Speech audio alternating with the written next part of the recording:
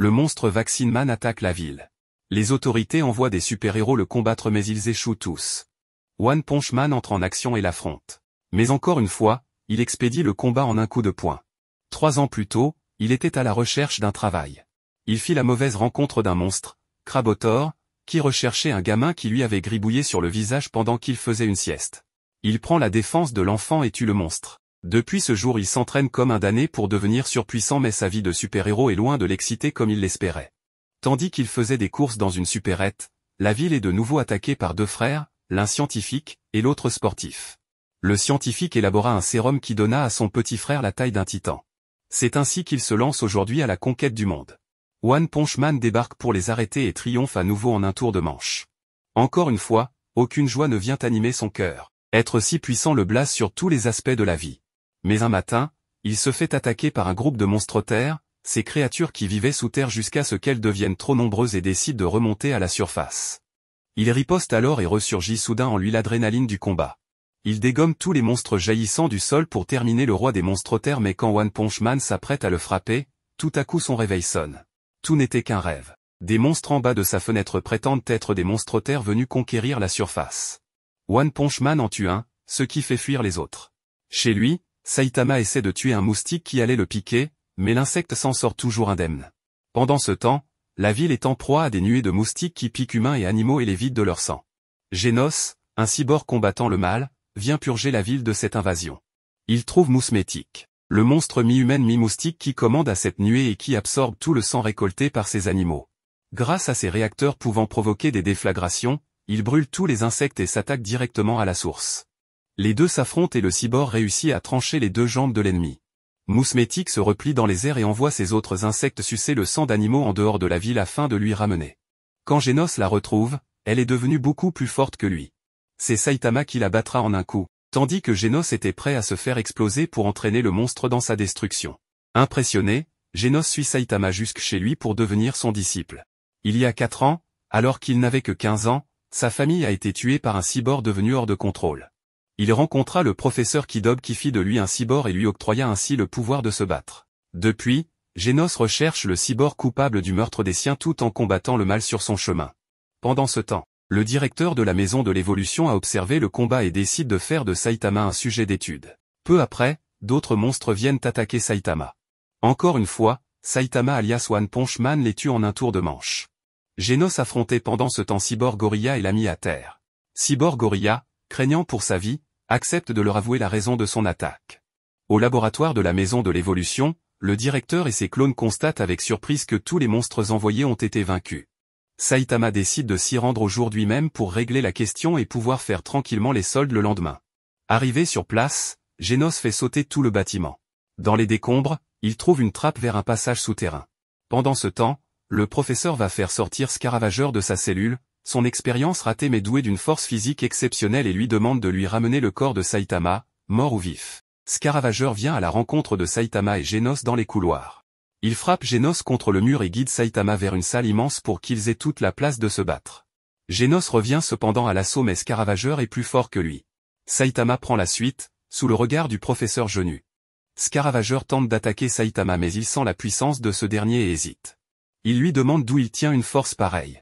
Saitama répond que 3 ans de renforcement musculaire ont fait de lui l'homme chauve et surpuissant qu'il est aujourd'hui. Genos entre en rage, croyant que cette explication de Saitama est bidon tandis que Scaravageur se met en mode Azuravage, qui décuple sa force pendant une semaine, ce qui lui permettra d'apporter la destruction jusqu'au samedi suivant.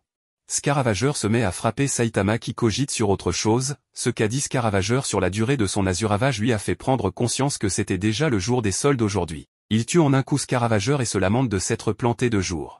Genos le rassure toutefois en lui disant qu'en pressant le pas, ils pourront revenir avant la fermeture des boutiques.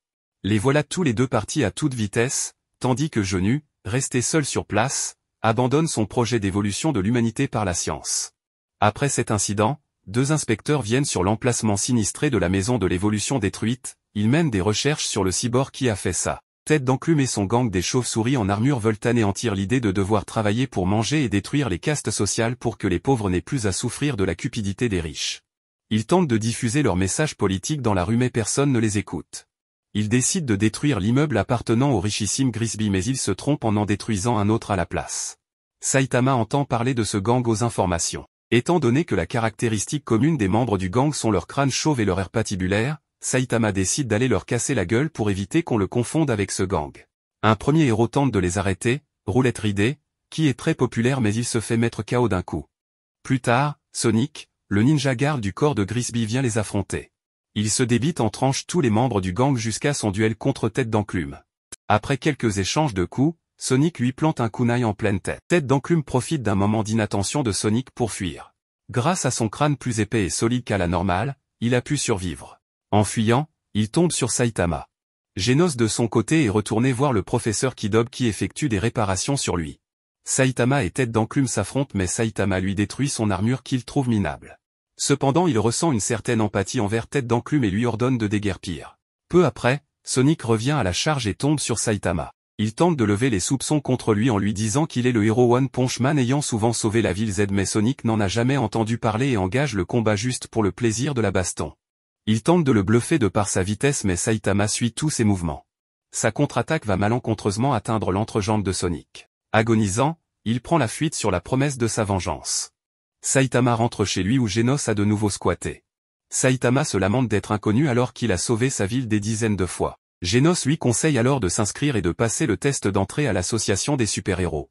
Emballé mais pas trop sûr de son coup, Saitama demande à Genos de s'inscrire avec lui. Pendant ce temps, les membres de l'organisation secrète à laquelle appartient Tête d'Enclume viennent l'achever. Il feint à nouveau d'être mort, encore une fois sauvé par la dureté de son crâne. Saitama et Genos vont passer l'examen d'entrée à l'association des héros, dont les dirigeants s'intéressent particulièrement au cas de Genos depuis qu'il a rasé la maison de l'évolution. Genos réussit avec la note maximale dans toutes les épreuves et se place directement en classe S. Saitama quant à lui, explose tous les records pour les épreuves physiques mais se plante pour l'entretien individuel et l'épreuve écrite. Il passe donc l'examen et se retrouve en classe C. Après leur admission, Viper, un héros vétéran commence à les briefer mais le comportement grossier de Saitama l'insupporte si bien qu'après les examens, il vient défier Saitama pour le remettre à sa place. Sauf que Saitama le met à terre en un clin d'œil. Plus tard, lui et Genos s'affrontent pour l'entraînement de Genos. Le jeune cyborg met toute sa force de frappe et sa puissance de feu mais Saitama esquive tout et lui montre qu'il pourrait facilement le détruire. Genos est une fois de plus stupéfait, puis Saitama l'invite à aller manger. Au restaurant, Genos remporte un concours de gros mangeurs, avant que Monsieur Bogos, un héros très populaire et haut classé, vienne le voir. Il jauge la personnalité de Genos tandis que ce dernier se tient prêt à se battre, croyant qu'il s'agit là de bizutage comme pour Saitama et Viper plus tôt. Mais Bogos en reste là, lui souhaitant seulement la bienvenue et partant. Dans la soirée, Genos arrive chez Saitama avec toutes ses affaires pour y emménager. La grosse liasse de billets apportée par Genos en guise de loyer aura tôt fait de convaincre Saitama de le laisser s'installer chez lui. 5 jours ont passé depuis son entrée dans l'association des héros, 5 jours de calme complet, aucune nouvelle attaque. Genos lui fait cependant remarquer que les héros de classe C doivent accomplir au moins une action de héros chaque semaine en cherchant en ville des problèmes pour les résoudre. Saitama panique alors car l'échéance est proche. Genos lui demande avant des enseignements pour l'aider à s'améliorer lui-même. Saitama, en panne d'idées sur la manière dont un cyborg pourrait devenir plus fort, lui suggère de s'employer à atteindre le top 10 de la classe S des super-héros. Saitama se met à faire toute la ville de long en large et en travers, mais rien, pas un petit larcin. C'est alors que Sonic retrouve Saitama pour se venger de lui mais il l'ignore, disant avoir plus important à faire. Tiger Marcel, héros dans le top 10 de la classe C, débarque pour reprocher à Saitama d'effrayer la population à force de courir partout dans tous les sens. Sonic met tout à coup Tiger Marcel KO, qui est un simple gêneur à ses yeux. Il se met ensuite à attaquer les gens au hasard pour pousser Saitama à l'affronter. Voici donc le malfrat qu'il cherchait afin de remplir son quota d'activité et il l'assomme d'un coup. Après l'arrestation de Sonic, les autorités étudient les sources de désastres dans les différentes villes sous leur juridiction. Il semble que la ville Z est celle dont provient le plus de monstres. 2 héros de classe A, Golden Ball et Moustachu sont envoyés sur place pour enquêter. Pendant qu'ils s'enfoncent de plus en plus dans la ville, les habitants se font très rares. Golden Ball demande alors à Moustachu pourquoi les monstres viennent dans la ville Z et pas ailleurs. Moustachu n'a pas de certitude quant à la réponse par rapport à la question mais il pense qu'il y a quelque chose dans la ville. Soudain, quelque chose passe derrière eux. Cette chose est en réalité un monstre algue attiré par les rumeurs de la présence d'autres monstres beaucoup plus puissants dans la zone mais est déçu de voir qu'il n'y a personne. C'est alors que débarquent nos 2 héros qui menacent directement le monstre. Golden Ball l'attaque en premier mais il bloque l'attaque facilement, ce qui surprend notre héros. Le monstre l'attrape avec ses tentacules et le balance dans les airs, le fracasse contre le sol avant de le terminer dans un mur. Maintenant, il se tourne vers Moustachu mais celui-ci bloque ses attaques avec son épée, avant de contre-attaquer à son tour mais le monstre l'esquive. Alors qu'il essaie de faire la conversation avec le monstre, il profite pour appeler des renforts. Il demande au monstre s'il est la raison du déchaînement des autres monstres mais le monstre dit qu'il vient d'arriver lui aussi. Pendant ce temps, l'association reçoit le message de Moustachu.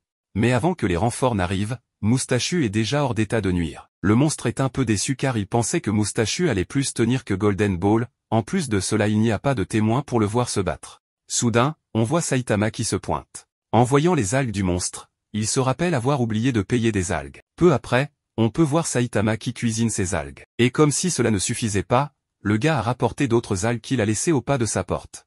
En voyant les algues, Genos pensait qu'il voulait se nourrir avec pour avoir des cheveux, ce qui blesse un peu Saitama. Dans la scène suivante, les membres de l'association ont reçu le rapport de Moustachu faisant mention d'un puissant monstre dans la zone Z et les héros qui se sont rendus sur place pourront en témoigner en voyant les traces laissées par le combat. Tout le monde pense que la chose la plus puissante de la zone Z est un monstre alors qu'il s'agit tout simplement de Monsieur Crâne 2 et son disciple Tas de Ferraille. Les scientifiques et les astronomes annoncent l'écrasement d'une météorite qui a changé d'orbite et se dirige tout droit vers la Terre. Tout le QG des héros est en panique totale. Genos est convoqué au QG des héros et à son arrivée, il y rencontre Croc d'Argent, troisième héros de la classe S qui lui apprend qu'une météorite va s'écraser dans une trentaine de minutes sur la ville Z et qu'ils sont les seuls héros de classe S à être dans le coin pour faire face à cette météorite. Pendant ce temps, les habitants évacuent la ville. Avec les informations reçues de Croc d'Argent, il n'en faut pas plus pour Genos qui part tenter de détruire cette météorite et calcule le dégât que peut poser l'explosion de la météorite. Il s'équipe de ses bras mécaniques les plus puissants et se prépare. Il tombe sur Beaufoy alias Metal Knight, un autre héros venu tester son nouvel armement sur la météorite. Il bombarde la météorite de missiles pensant qu'il l'a détruite mais se rend compte que ces missiles sont insuffisants pour la détruire. Genos évalue le temps restant pour l'impact et concentre alors toute la puissance de ses réacteurs pour un one-shot. Mais même cette attaque ne permet pas de détruire la météorite. Complètement vidé de son énergie, il s'écroule et se résigne à disparaître là, quand soudain, Saitama le rejoint avec son air de moins que rien. Croc d'Argent lui demande son identité et la personne qui l'envoie. Il répond en disant qu'il est qu'un autre super-héros professionnel. Il se lance dans la direction de la météorite et la détruit en un coup, sous le regard de Croc d'Argent qui est stupéfait. Saitama a sauvé la région de la destruction totale cependant. Les débris de la météorite s'écrasent au sol et ravagent toute la ville. Après cette action, Genos a grimpé dans la hiérarchie des héros en entrant dans le top 10 de la classe S. Saitama, pour sa part, passe de plus de 300 à la 5e place de la classe C. Un grand bond mais que Genos estime loin d'être suffisant étant donné ce qu'il vient d'accomplir. Plus tard, Saitama se rend à sa supérette habituelle mais il constate qu'elle a été détruite par un morceau de météorite, contrairement à l'appartement de son ancien proprio, intact. Tiger Marcel et son frère Black Hole lui tombent dessus, énervés qu'il est grimpé dans le classement d'un coup. Black Hole commence à attiser la haine des habitants en accablant Saitama de la destruction de la ville et en le poussant à démissionner en tant que héros. Les habitants se laissent influencer par Tiger Marcel et Black Hole et Saitama à leur tour. Croc d'Argent observe la scène mais se retient de ne rien dire. Tous les deux s'approchent de lui pensant pouvoir le battre. Tiger Marcel l'attaque en premier mais il l'envoie valser au loin. Black Hole aussi l'attaque pour l'achever mais Saitama, sans surprise, le maîtrise en un coup avec une facilité déconcertante.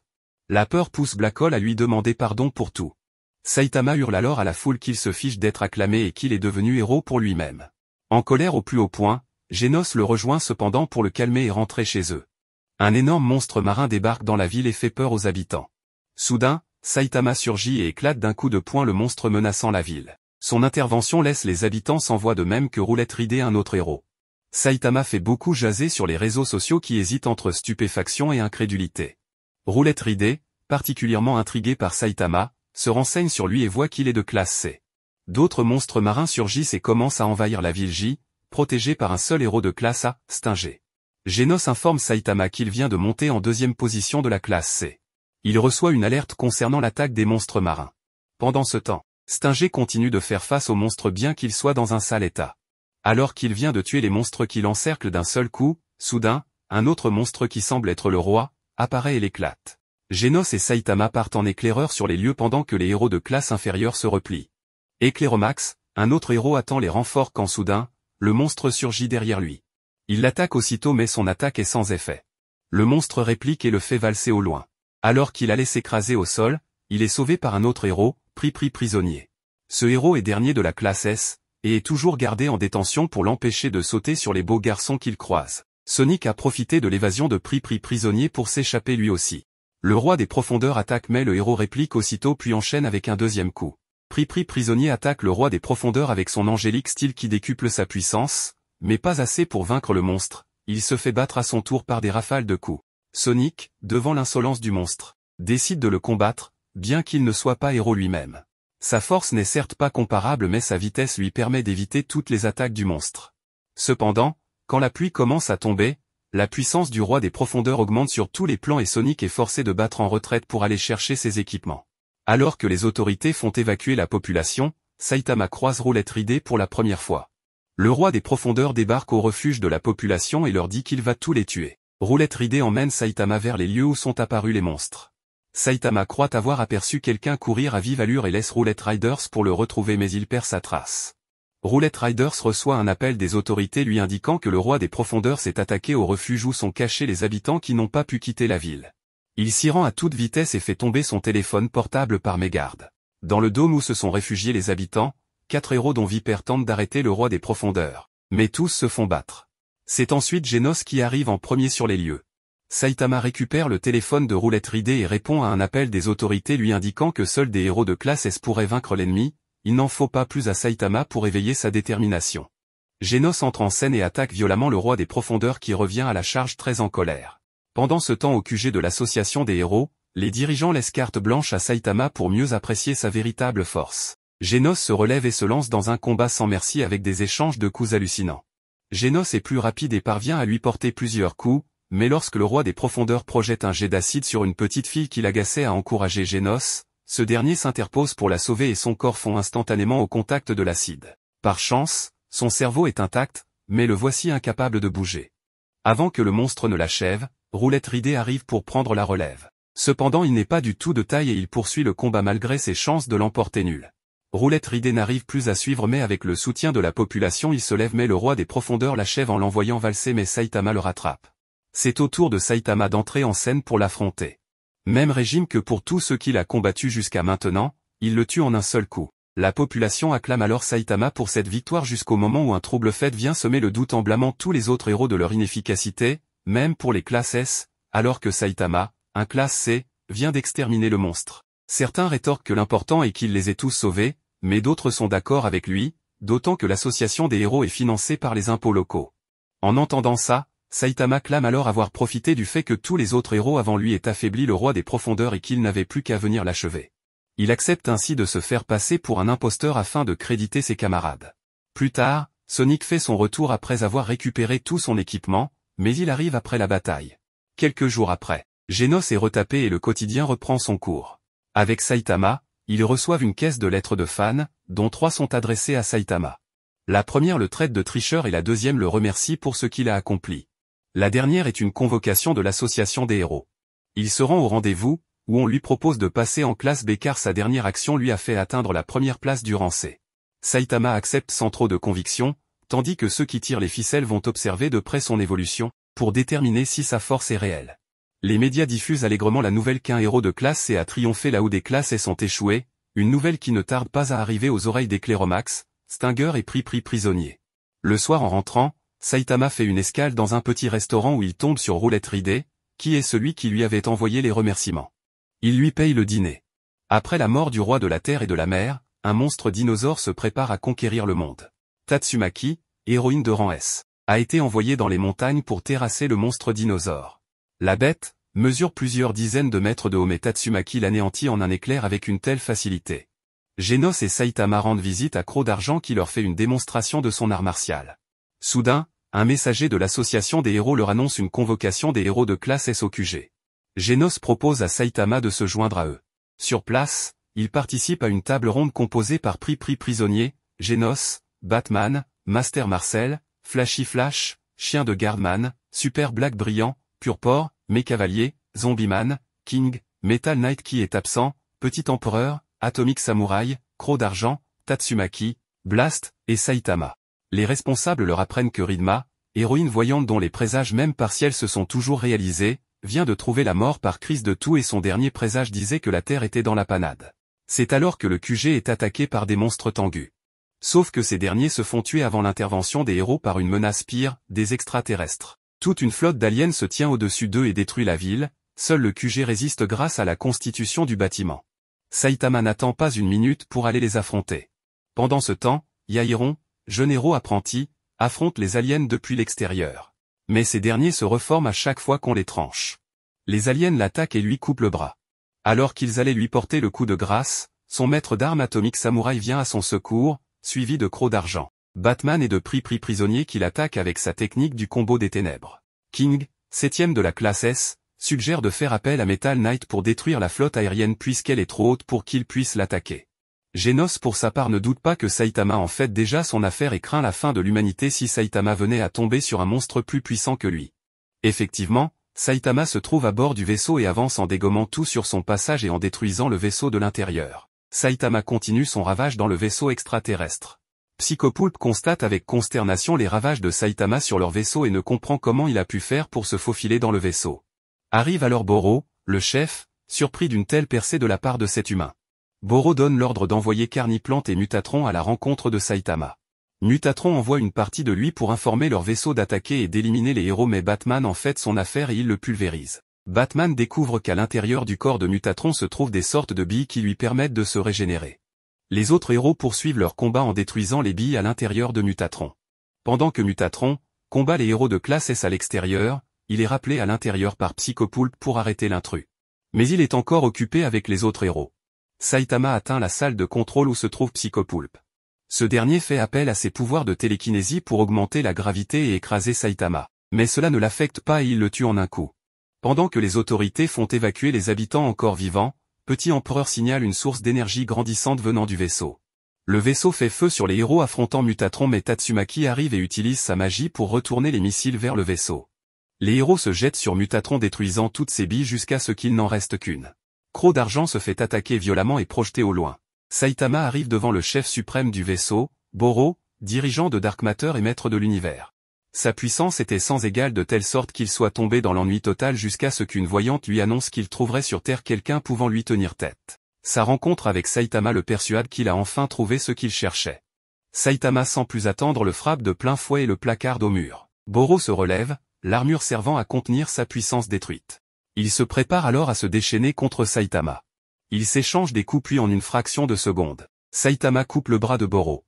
Tatsumaki avec son pouvoir ramasse les débris des bâtiments pour détruire le vaisseau ennemi. Mais Cavalier avertit discrètement Genos de se méfier de Metal Knight qui est son ennemi. Pendant ce temps, un duel prend place entre Mutatron et Atomic Samurai. Soudain, Croc d'Argent refait surface et détruit la dernière bille de Mutatron après que Atomic Samurai l'a découpé. Les héros de classe S ont terminé de sécuriser les lieux depuis l'extérieur du vaisseau alien après avoir achevé Mutatron. Saitama et Boro ont un combat titanesque et ils ravagent tous sur leur passage. Boro déploie tout son pouvoir contre Saitama qui a enfin du fil à retordre. Boro prend sa forme ultime et commence à frapper Saitama tel un punch-ball puis l'expédie d'un coup sur la lune. Saitama fait un bond et revient sur Terre directement sur le vaisseau. Le combat reprend avec Boro qui revient à la charge. Saitama utilise son rafale de coups sur Boro mais il se régénère. Puis Saitama utilise son coup le plus puissant qui met définitivement Boro à terre et fend au passage le ciel. Boro avec ses capacités de régénération insuffisantes s'écrase devant Saitama. Boro reconnaît la force de Saitama en constatant que la prophétie était bien en dessous de la vérité. Le vaisseau s'effondre au sol tandis que les aliens à l'intérieur paniquent. Bogos masqué arrive sur les lieux, constatant les dégâts sur la ville. Bogos se met à blâmer tous les héros de classe S pour ne pas avoir pu empêcher la destruction de la ville. Alors que Batman allait lui refaire le portrait, Metal Knight débarque. Genos lui demande la raison de sa venue tardive. Ce dernier confirme qu'il vient récupérer le vaisseau extraterrestre pour améliorer ses équipements. Les héros ont réuni et enchaîné des aliens survivants mais Bogos les exécute sur le champ, estimant que le mal doit être éliminé sans tergiverser. Saitama ressort du vaisseau, accueilli par Genos. Tatsumaki enrage que Saitama, un rambé, lui ait volé la vedette en tuant le boss des aliens en plus de cela il la snob. Mais Croc d'Argent l'empêche de s'en prendre à Saitama, ce qui n'aurait pas été correct comme conduite de la part d'un héros de rang S. Suite à cela, Metal Knight démolit complètement le vaisseau ennemi. Le QG des héros s'est fortifié et a mis en place des infrastructures reliant toutes les autres villes pour permettre aux héros de s'y rendre plus vite. Les héros de rang S et A ont été autorisés à venir vivre dans le QG des héros. La vie reprend son cours. Un nouveau monstre, Porcophéles attaque la ville Z. Mais Saitama, comme à son habitude, le tue en un coup ce qui frustre Saitama. Saitama et Genos font des emplettes quand Saitama tombe sur des figurines de super-héros et demande à Genos si les héros ont droit à leurs propres figurines, ce que Genos confirme bien évidemment. Alors qu'ils partent, ils entendent une fille crier dans la rue. Un monstre de type grenouille cause des problèmes. Malheureusement, il croise la route de King, classé 7e dans la classe S. Dès que le monstre voit King, il a peur et implore la clémence. Cependant, malgré son apparence robuste, le plus grand hobby de King est de jouer à des jeux vidéo. En particulier un jeu appelé Heartbeat Beauty Sisters 2.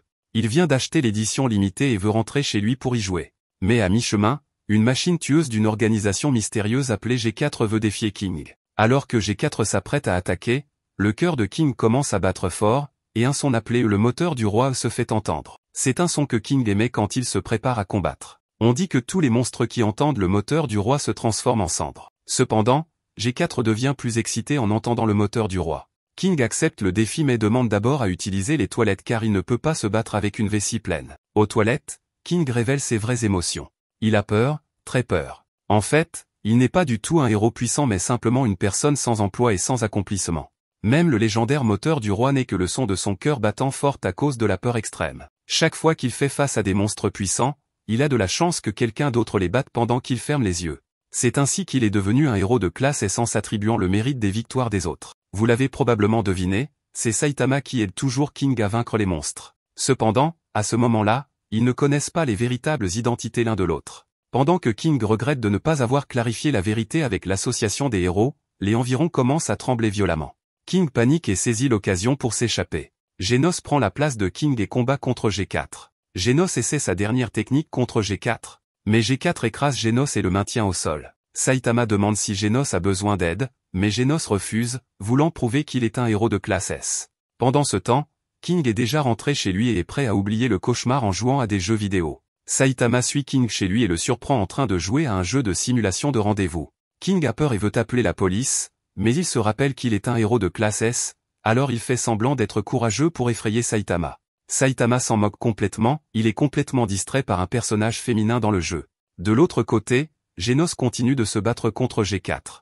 Il fonce et utilise un canon pour faire fondre l'armure de G4. Cependant, au lieu d'être détruit, G4 révèle un corps plus petit mais plus fort. G4 libère des faisceaux laser intenses et puissants. Genos doit trouver un moyen de faire face au laser. Il lance un extincteur en l'air, créant un nuage de poudre qui bloque la vision de G4. Ensuite, Genos ouvre une borne d'incendie pour restreindre les mouvements de G4 avec le flux d'eau. Profitant de la situation, Genos utilise des câbles en acier pour ligoter G4. La vapeur d'eau désactive complètement les lasers de G4, et G4 est vaincu. Pendant ce temps, Saitama et King passent un bon moment à jouer ensemble. Soudain, un monstre oiseau s'approche d'eux. King est extrêmement effrayé au point de mouiller son pantalon de peur. Saitama bat facilement le monstre oiseau d'un seul coup de poing. En regardant Saitama debout au soleil, King se rappelle soudainement du passé. Il était autrefois dans une situation désespérée quand il a été sauvé par un beau gars aux cheveux noirs. Maintenant, il réalise que cette personne est Saitama avec des cheveux. King avoue à Saitama qu'il est un faux héros qui ne peut rien faire. Pendant ce temps, après avoir vaincu G4, Genos collecte les pièces de la machine de G4. Ensuite, Genos rend visite au Dr Kusuno pour obtenir des améliorations cool en utilisant les pièces de la machine de G4. Le Dr Kusuno est le scientifique qui a transformé Genos en cyborg. Dans l'association des héros, un leader nommé Sitch préside une réunion spéciale. Les participants ne sont pas des héros, mais un groupe de criminels. Depuis que la voyante Shibabawa a laissé un message avant sa mort disant que la Terre est en danger, des catastrophes se produisent partout dans le monde. Les héros de l'association des héros seuls ne peuvent pas gérer toutes ces catastrophes. Ainsi, l'association des héros veut inviter ces criminels, qui sont aussi des humains, à aider à protéger la Terre. Cependant, ces criminels ne changent jamais leur nature, car ils ont tous des motivations cachées. Sonic est beaucoup plus simple dans ses motivations, il est venu seulement pour vaincre Saitama.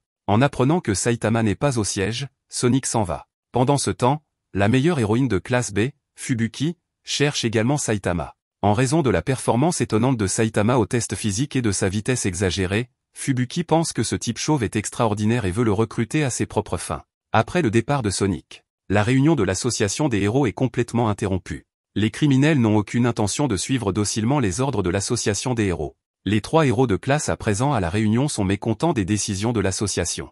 Ils estiment que ces criminels sont totalement peu fiables. À ce moment-là, une voix arrogante se fait entendre lorsque Garou déclare que tout le monde présent est de la merde. Il prétend être du même côté que les monstres et voit tout le monde là-bas comme ses ennemis. Lorsqu'ils entendent ces paroles arrogantes, un héros de classe nommé Magic Trickman se précipite pour défier Garou mais est instantanément vaincu. Les 2 autres héros de classe sont également facilement battus par Garou. Les criminels se réjouissent et applaudissent en voyant les héros perdre. Mais soudain, des corps mutilés commencent à voler alors que Garou tue tous les criminels dans la pièce. Garou ne tue pas Sitch car il veut que Sitch raconte à tout le monde l'histoire du terrifiant monstre humain Garou. Il révèle son plan d'aller chasser les héros. D'un autre côté, Fubuki arrive à Z-City, avec l'intention de trouver Saitama.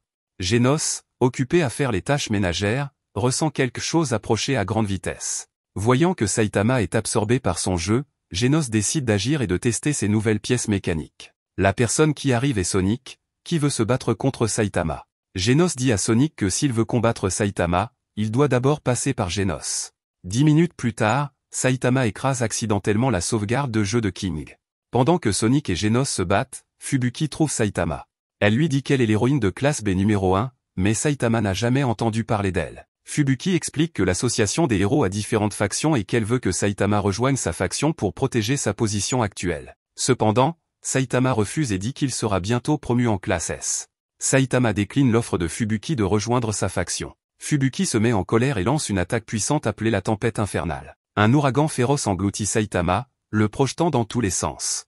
Mais le triomphe de Fubuki est de courte durée, car Saitama apparaît soudainement derrière elle. Fubuki devient furieuse et déclenche une autre attaque puissante. Pendant leur combat, Saitama voit Sonic et Genos se battre derrière elle, juste au moment où une explosion est sur le point de se produire. Lorsque la fumée se dissipe, il est révélé que Saitama a protégé Fubuki de l'explosion et n'a pas été blessé du tout. Fubuki est surprise de rencontrer des héros de classe S ici. Elle est choquée de voir Genos de classe S s'excuser auprès de Saitama de classe B et même l'appeler un maître. Genos attaque sans relâche Sonic, et Saitama remarque que Genos est devenu légèrement plus rapide qu'auparavant, mais toujours plus lent comparé à Sonic. Sonic démontre sa vitesse ultime, laissant 4 images résiduelles. Incapable de localiser Sonic, Genos déchaîne son canon incinérateur pour détruire tout autour de lui. Mais Saitama intervient et renverse Genos, lui disant de ne pas endommager leur environnement. Saitama décide de combattre Sonic pour le faire cesser de l'importuner. Sonic attend avec impatience le duel. Sonic utilise sa technique ultime appelée 10 ombres funéraires, qui crée 10 copies de lui-même pour attaquer. Mais Saitama a une technique secrète appelée série sérieuse, saut sérieux. Sonic ne peut pas croire ce qu'il voit. Saitama esquive rapidement les copies de Sonic, et Sonic tombe lourdement. Fubuki est complètement étonnée par ce qu'elle voit. Elle n'aurait jamais pensé qu'un héros de classe B puisse être si puissant. Fubuki leur raconte que sa sœur aînée, Tatsumaki, qui est la deuxième héroïne de classe S, a toujours été meilleure qu'elle. Cela a créé un sentiment d'insuffisance en elle tout au long de sa vie. Ainsi, lorsqu'elle est enfin devenue la première héroïne de classe B, elle a tout fait pour sécuriser et maintenir sa position. Fubuki tente de convaincre une dernière fois Saitama de rejoindre sa faction, mais Saitama refuse. À ce moment-là, la sonnette retentit et King vient récupérer sa console de jeu chez Saitama. Fubuki est une fois de plus choquée de voir Saitama parler et rire avec King de manière décontractée. Elle ne comprend pas pourquoi un héros de classe B est entouré de héros de classe S cependant. Cependant, Genos et King connaissent la vérité, Saitama est encore plus puissant qu'un héros de classe S. Au siège de l'association des héros, une réunion est tenue pour attribuer des noms de héros à Saitama et Genos. Finalement, Genos est nommé cyborg démoniaque, tandis que Saitama devient le chauve capé en raison de sa tête chauve. Au dojo de Bang, Bang, qui est généralement doux, bat inattendu durement son disciple Charanko et le met à la porte, le critiquant pour ne pas faire assez d'efforts pour s'améliorer. Déprimé et cherchant de l'aide, Charanko se tourne vers Saitama. Genos demande si le comportement inhabituel de Bang a quelque chose à voir avec Garou causant des problèmes à l'association des héros. Bang, le troisième héros de classe S, avait mentionné dans la première saison qu'il avait eu un ancien étudiant nommé Garou qui avait perdu le contrôle et avait vaincu tous ses autres élèves. Maintenant, Garou a tué 3 héros de classe A et de nombreux criminels lors de la réunion de l'association des héros. Genos pense que Bang a fait partir Charanko de son dojo pour le protéger de Garou. Lorsque Genos parle à Saitama de ce qui s'est passé, Saitama est plus intéressé par le nom de héros cool de Bang, Croc d'argent, et pense que cela sonne mieux que son propre nom, Chauve capé. En revenant, Charanko veut aider son maître Bang et réfléchit à la manière de traiter Garou. Il rencontre accidentellement Garou parlant à Mumen Ridé dans la rue. Mumen Ridé est choqué par le désir de Garou de chasser les héros. Tanktop Végétarien arrive avec l'armée des Tanktopés, ayant l'intention d'apprendre une leçon à Garou. Cependant, Garou bat facilement Tanktop Végétarien d'un seul coup, et l'armée des Tanktopés est facilement submergée par lui. Tanktop Master arrive et frappe Garou, l'envoyant voler. Garou, excité à l'idée de finalement affronter un héros de classe S redoutable, hurle de joie. Tanktop Master déchaîne son mouvement ultime, mais à sa surprise, Garou saigne simplement, mais il n'est pas tombé. Garou, bien que ce soit un être humain, semble plus terrifiant que n'importe quel monstre. S'il n'est pas maîtrisé bientôt, il deviendra une grande menace. Tanktop Master lance une autre attaque puissante pour essayer de tuer Garou. Mumen Ridé intervient et prend le coup de Tank Top Master, déclarant que en tant que héros, il ne devrait pas tuer des êtres humains ordinaires. Tank Top Master accepte de laisser partir Garou et lui demande de partir. Cependant, alors que Garou fait semblant de s'éloigner, il s'arrête soudainement et déclare qu'il les tuera tous, quoi qu'il arrive. Garou utilise ensuite une technique spéciale d'arts martiaux appelée au point écrasant des roches de ruisseau pour renverser Tank Top Master. Cette technique a été enseignée à Garou par son ancien professeur, Bang. Garou commence à taquiner le héros et dit que c'est son travail en tant que monstre humain de battre les héros. Mumen Ridé tente de riposter avec son mouvement Justice Crash, mais Garou le vainc facilement. L'armée des tanks topés n'est pas non plus de taille contre Garou. Voyant tout cela, Charanko tremble de peur mais décide de confronter Garou directement en utilisant la même technique de point écrasant des roches de ruisseau. Lorsque Bang et son frère Bomb arrivent, Charanko a été sévèrement battu par Garou. Mumen Ridé est hospitalisé, et Saitama lui rend visite, apportant des bananes mais finissant par les manger toutes lui-même. Mumen Ridé dit à Saitama que Garou est encore plus dangereux que le roi des mers, un puissant monstre de la première saison. Tank Top Master ajoute que les compétences martiales de Garou sont particulièrement impressionnantes. Pendant ce temps, Garou passe du temps décontracté avec un petit garçon nommé Tareo, regardant un guide de héros qui contient des informations sur les capacités et les détails de chaque héros. Garou apprend que le héros de classe A, Golden Ball, visite souvent un bar à une certaine heure. Alors Garou organise un combat avec lui dans une ruelle. En chemin, Golden Ball attaque soudainement Garou, tirant une balle sur le mur pour la faire rebondir et percer la jambe droite de Garou. Il tire ensuite de nombreuses balles qui rebondissent autour de la ruelle, créant un spectacle éblouissant, mais Garou les esquive sans effort et les frappe même comme des ballons de soccer. Alors que Golden Ball commence à perdre du terrain, une épée apparaît soudainement. Un autre héros de classe A, Spring Mustachio, arrive sur les lieux. Spring Mustachio est un habile escrimeur et attaque Garou, le forçant à reculer. Spring Mustachio se prépare à terrasser Garou avec un mouvement spécial. Cependant, au lieu d'esquiver ou de bloquer l'attaque, Garou laisse l'épée traverser sa main, surprenant Spring Mustachio. Garou frappe Spring Mustachio au visage, le vainquant d'un seul coup. Garou explique qu'il a lu le mouvement final de Spring Mustachio dans le guide des héros, c'est ainsi qu'il savait comment le vaincre. Dans la salle d'hôpital, Tank Top Master dit à Saitama que l'aspect terrifiant de Garou réside dans sa capacité à neutraliser les techniques des héros, anticiper leurs attaques et frapper leurs points faibles. Il mentionne également les compétences exceptionnelles de Garou en arts martiaux. Saitama rend visite à Charanko à l'hôpital, exprimant son intérêt à en savoir plus sur les arts martiaux. Charanko suggère que Saitama devrait aller apprendre de Bang, car il lui manque même les bases. Charanko donne à Saitama un billet pour le tournoi Super Fight, une compétition majeure d'arts martiaux. Charanko avait initialement prévu de participer à la compétition, mais il ne peut pas y aller à cause de ses blessures. Ainsi, il donne son billet à Saitama pour qu'il regarde le combat et en apprenne davantage sur les arts martiaux. Quand le pauvre super-héros Saitama voit que le champion du tournoi peut gagner 3 millions de yens, il a une idée audacieuse. Garou, qui vient de vaincre 2 héros de classe A, marche dans la rue lorsqu'il rencontre Saitama, qui vient pour acheter une perruque. Garou pense que Saitama n'est qu'un héros de bas niveau et lui donne un coup rapide sur l'épaule. Mais Saitama ne bronche même pas, et il se demande pourquoi Garou a fait ça. En réponse, Saitama lui donne un coup à lui aussi, et Garou a l'impression que le ciel lui tombe dessus, perdant connaissance et s'évanouissant. En rentrant chez lui, Saitama met une perruque et se regarde dans le miroir, faisant semblant d'être Charanko. Il s'inscrit au tournoi Super Fight en utilisant le nom de Charanko. Il a besoin de la perruque pour ressembler à Charanko. Lorsque Genos voit cela, il pense que Saitama se sent mal à l'aise à propos de sa tête chauve. Genos contacte le docteur Kuzuno, espérant organiser une chirurgie de greffe de cheveux pour Saitama. Saitama devient frustré et explique qu'il veut participer au tournoi de combat pour expérimenter les arts martiaux. D'autre part, Garou fait un rêve. Dans son rêve, une version plus jeune de Garou regarde la télévision et ressent de la colère. Il se demande pourquoi la justice doit toujours prévaloir et pourquoi les monstres sont toujours destinés à être vaincus dans les batailles. Il croit qu'en ce monde, les populaires détiennent tout le pouvoir, tandis que les impopulaires ne font face qu'à la défaite. Il trouve cela injuste. Déterminé à changer cela, Garou décide de devenir le monstre humain le plus fort capable de surpasser tout le monde. Il se réveille de lointains souvenirs. Allongé sur un tas d'ordures, étourdi, avec un mal de tête lancinant et un coup douloureux. Il ne se souvient de rien de sa rencontre avec Saitama auparavant. Parce que Garou pose problème, l'association des héros décide que tout fonctionnaire doit être accompagné d'un héros de classe S lors de ses sorties. King reçoit une notification selon laquelle il doit accompagner un fonctionnaire, mais il est occupé à jouer à un jeu Metal Bat et forcé de prendre la tâche en main. Il doit protéger Narinki, un sponsor VIP de l'association des héros, et son fils Vaganma. Alors que la sœur de Metal Bat l'appelle, soudainement, un bruit assourdissant se fait entendre. 2 monstres kidnappent Vaganma. Metal Bat crache sur sa batte en métal, se préparant pour un combat. D'un autre côté, Saitama se déguise en Charanko et arrive au tournoi d'arts martiaux. Il regarde la liste des participants et essaie d'évaluer leurs forces. Surface, un ancien disciple de Bang, apparaît. Pour éviter qu'il ne se rende compte qu'il n'est pas Sharanko, Saitama garde nerveusement son visage couvert d'une feuille de papier. Il parle du fait que quelqu'un a prétendu être Wolfman dans le tournoi précédent et a remporté le championnat. Mais les autorités ont découvert que le véritable Wolfman était attaché, alors elles ont créé une nouvelle règle. Si quelqu'un prétend être quelqu'un d'autre, il sera disqualifié et devra payer beaucoup d'argent en guise de punition. Saitama commence à transpirer abondamment en entendant cela. Il avait prévu de gagner de l'argent, mais s'il est pris en train de tricher, cela rendrait sa vie déjà peu riche encore pire. Surface analyse que la personne qui s'est fait passer pour Wolfman l'année dernière était Garou.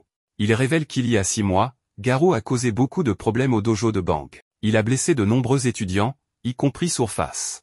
Par conséquent, Garou a été expulsé du dojo, ce qui a poussé Surface à partir aussi. Lorsque Surface insulte Sharanko, Saitama fait remarquer qu'au moins Sharanko a eu le courage de combattre Garou en 1 contre 1, tandis que Surface a abandonné. Saitama promet de remporter le tournoi, ce qui rend Surface furieux. De l'autre côté, Metal Bat a déjà vaincu les monstres. Avant que Junior Centipede ne meure, il appelle son père en larmes. Un plus grand mille-pattes émerge du sol et envoie Metal Bat voler à plusieurs mètres. Senior Centipede apparaît aux côtés du malodorant Raflezidon.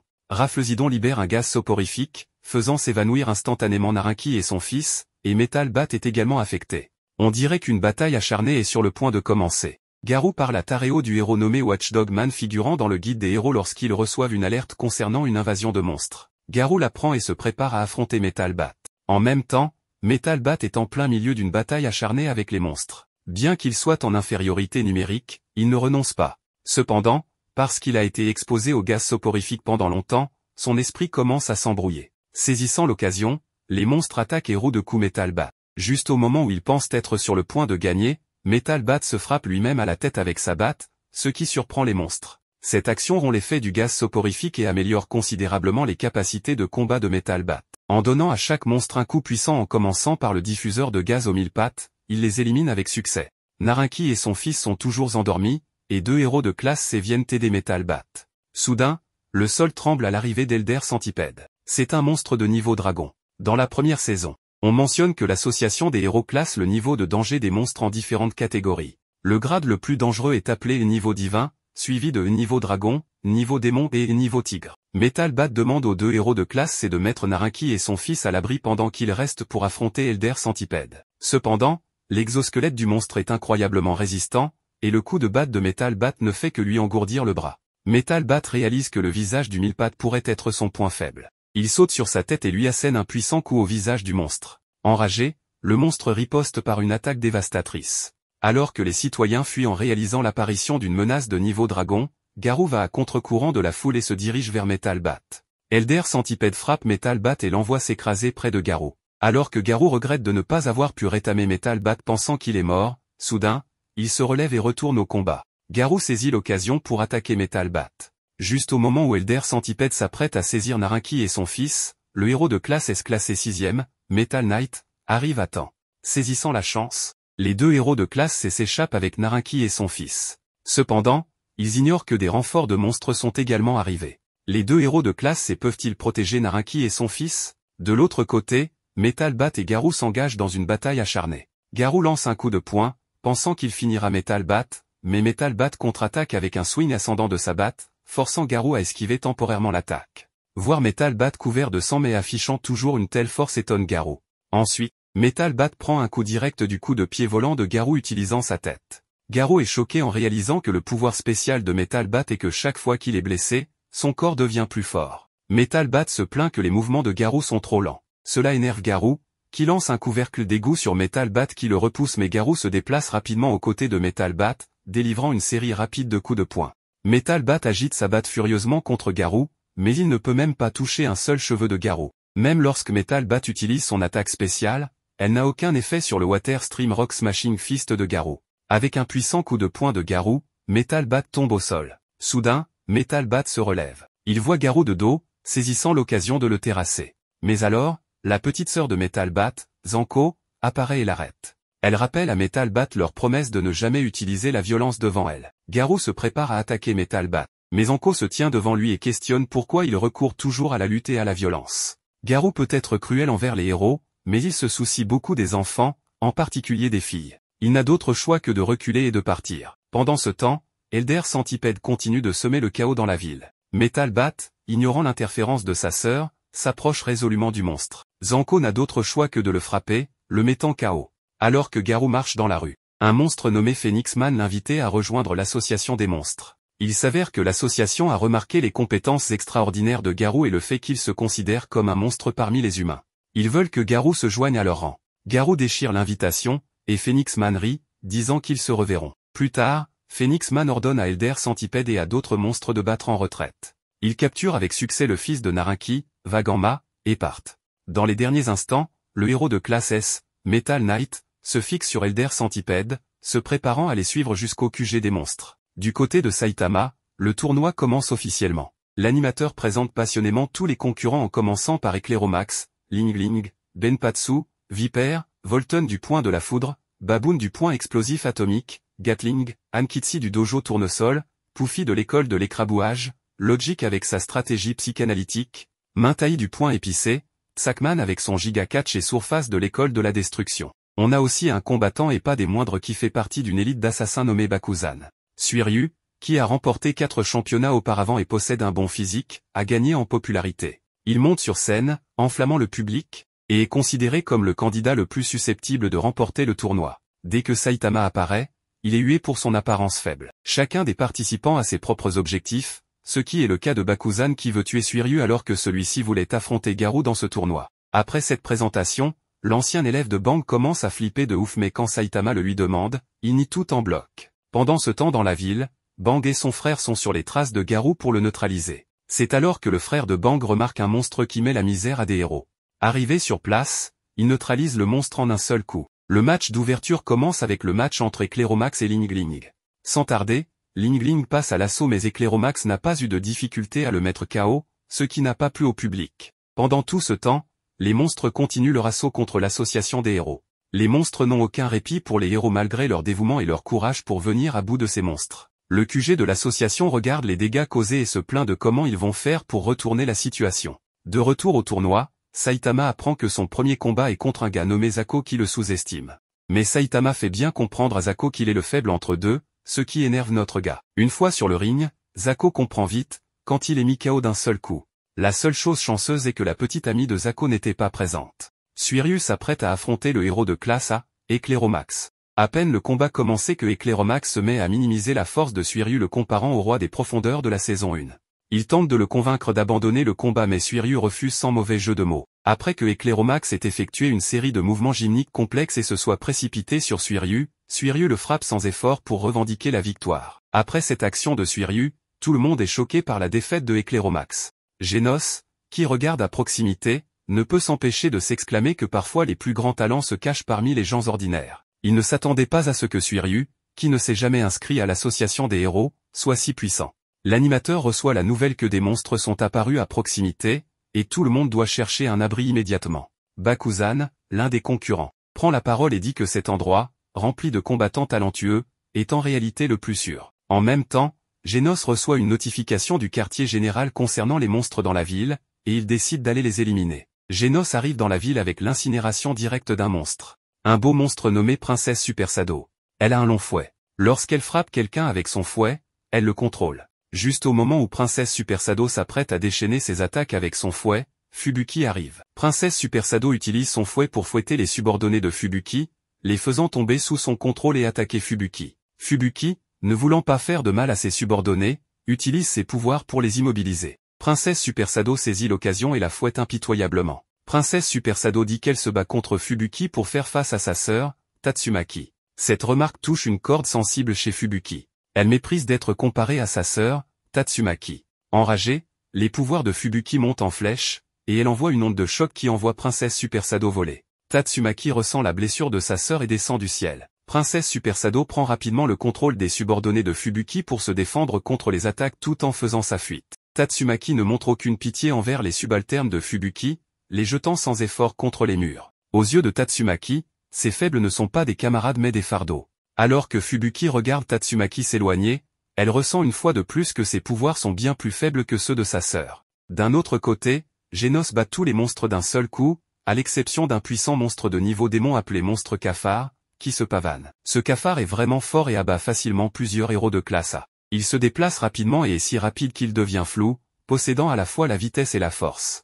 Cependant, Genos a appris de son combat avec Sonic comment traiter les adversaires qui comptent sur la vitesse. Il utilise donc une arme spéciale, un liquide qui peut coller aux adversaires rapides. Cette arme a été spécialement développée pour capturer les ennemis qui excellent dans la vitesse. Dès que le cafard se retrouve coincé dans le liquide, il devient immobile. Genos tire ses canons sur elle, et le cafard ne peut s'échapper qu'en se cassant les pattes. Sur le terrain de compétition, Saitama affronte Bakuzan au deuxième tour. Bakuzan remarque rapidement toutes les faiblesses de Saitama et s'approche de lui avec confiance.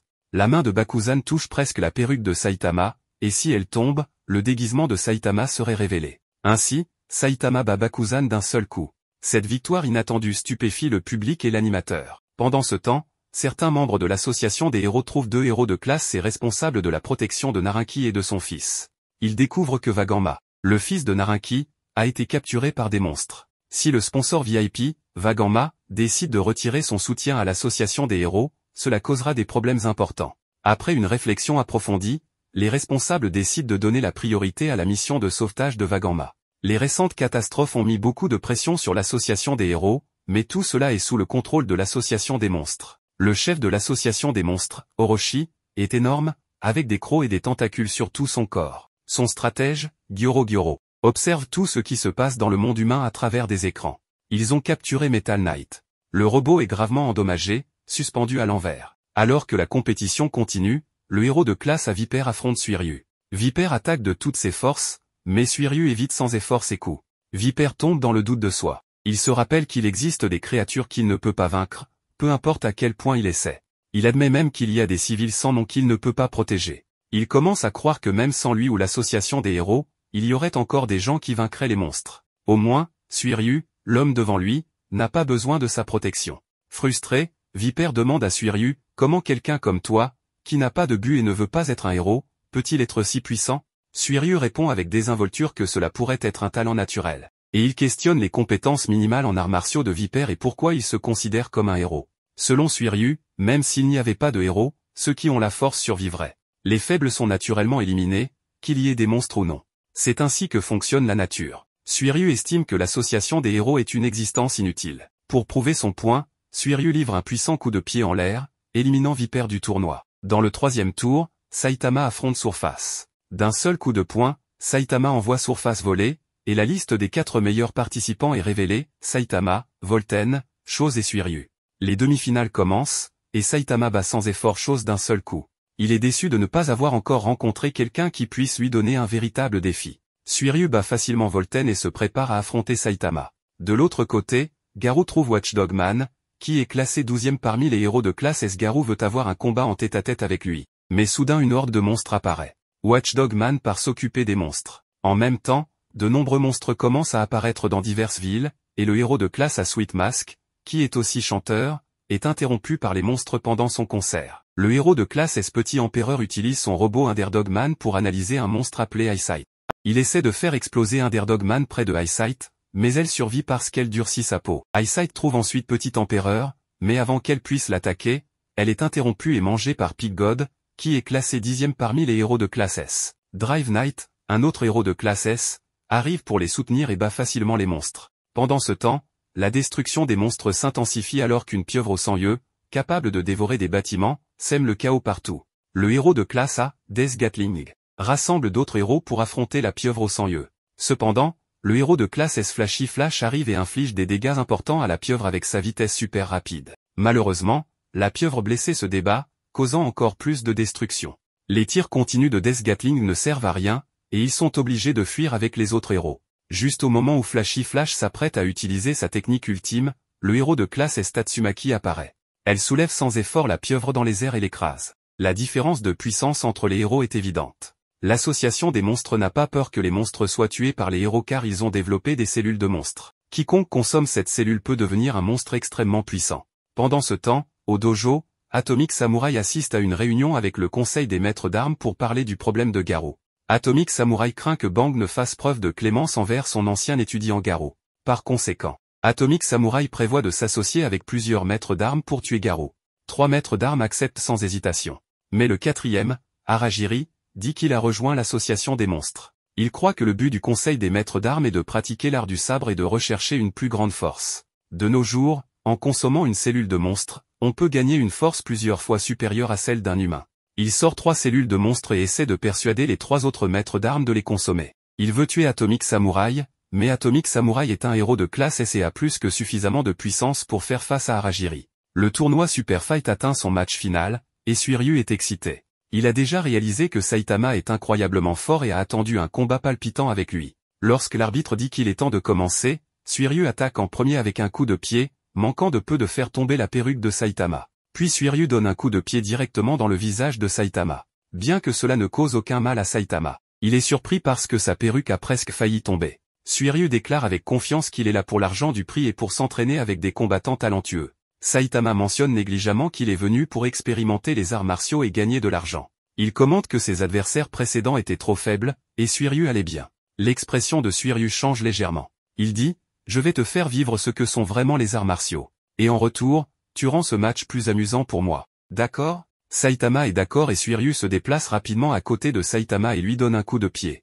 Mais Saitama, pour protéger sa perruque de tomber, continue de bouger avec le flux d'air et ne contre-attaque pas. Voyant cela, Suiryu s'envole dans les airs et donne un coup de pied à Saitama vers le sol, essayant de l'enfoncer dans la terre. Cependant, à la surprise de tous, Saitama grimpe sans effort hors du grand trou, complètement indemne. Suiryu continue d'attaquer Saitama, tandis que Saitama continue de protéger sa perruque et ne riposte pas. Leurs figures se croisent, ce qui rend difficile de voir clairement, mais il n'y a toujours pas de vainqueur clair. Lorsque Suiryu apprend que Saitama est un héros, il devient extrêmement déçu. À ses yeux, les prétendus héros ne sont que superficiels, faisant semblant d'être justes. Il pense que toutes ces discussions sur l'héroïsme, le sens de la justice et les croyances sont des absurdités. Entendant les paroles irrespectueuses de Suiryu sur les héros et la mise en doute de leurs croyances, Saitama se met en colère. Il ne protège plus sa perruque et utilise directement sa tête pour encaisser le coup de jambe de Suiryu, faisant voler sa perruque. Saitama dit à Suiryu de ne pas sous-estimer les rêves des autres. Ensuite, d'un coup de poing, il pulvérise les vêtements de Suiryu à distance. Tout l'ensemble de Suiryu est en lambeaux, et il a le visage couvert de sueur froide et de peur. Le public est choqué, non pas parce que le coup était cool, mais parce que la tête chauve de Saitama est maintenant révélée. Comme Saitama a prétendu être quelqu'un d'autre pour participer à la compétition, l'arbitre le disqualifie, et Suiryu est déclaré champion. Juste au moment où Saitama s'apprête à partir, Suiryu change soudainement son attitude insouciante et devient extrêmement sérieux. Il détruit toute l'arène d'un coup de paume, suivi d'une série d'attaques continues contre Saitama. En voyant l'assaut féroce de Suiryu, le public devient exalté. Saitama reste impassible, prenant calmement les attaques de Suiryu sans riposter. Après avoir enduré de nombreux coups, Saitama semble comprendre quelque chose.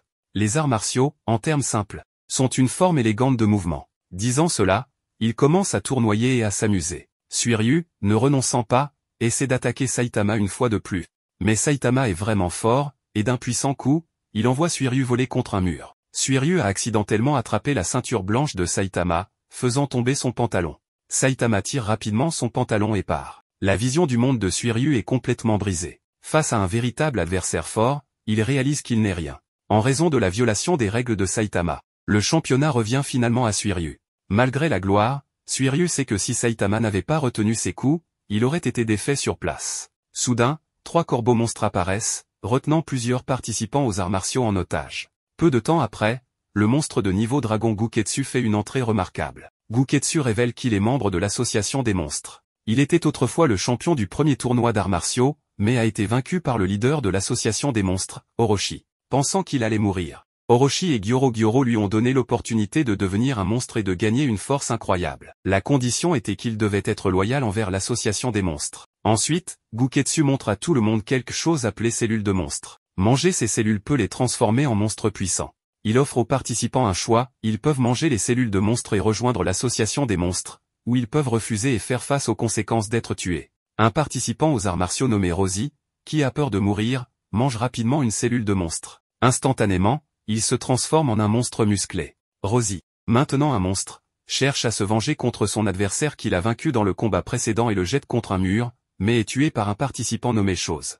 Voyant l'énergie que Rosie gagne après s'être transformé en monstre, Chose décide de manger une cellule de monstre lui-même. Il se transforme rapidement en monstre et ressent la montée de puissance dans son corps. Plusieurs participants consomment les cellules et se transforment en monstres. Cependant, Suiryu reste impassible. Il bouge gracieusement son corps et s'engage dans une bataille avec les monstres nouvellement transformés. Il donne sans effort un coup de pied à un monstre à 3 yeux qui s'approche de lui et élimine facilement les 2 autres. Chose s'avance pour affronter Suiryu, mais Suiryu bloque les cornes pointues de Chose avec son corps, ne subissant aucun dommage. Réalisant que son adversaire n'est pas à sous-estimer, Chose décide de déchaîner son attaque ultime. Il crée une grosse boule d'énergie et la lance sur Suiryu, mais Suiryu l'envoie haut dans le ciel. Suiryu utilise ensuite son genou pour casser les cornes de Chose, le blessant gravement. Suiryu utilise sa technique spéciale, le point nébuleux, pour repousser Chose et le vaincre enfin.